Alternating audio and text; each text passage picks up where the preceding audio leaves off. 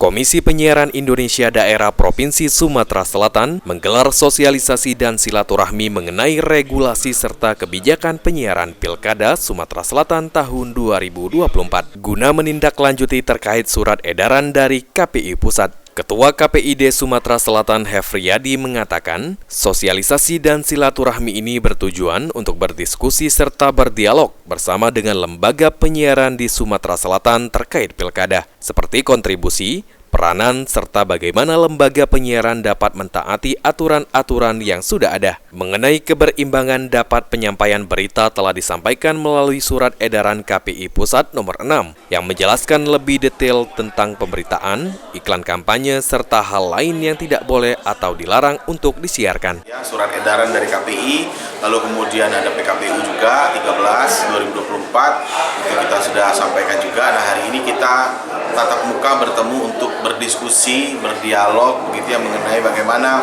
penyiaran di Sumatera Selatan terkait soal pilkada, bagaimana kontribusinya, bagaimana peranannya, bagaimana kemudian lembaga penyiaran bisa mentaati aturan-aturan yang sudah ada ini. Hefriyadi berharap dengan adanya kegiatan ini silaturahmi antara KPID Sumatera Selatan dan lembaga penyiaran di Sumatera Selatan tetap terjalin. Selain itu juga lembaga penyiaran ini diharapkan untuk selalu mentaati aturan yang ada. Ilham Wahyudi, PAL TV.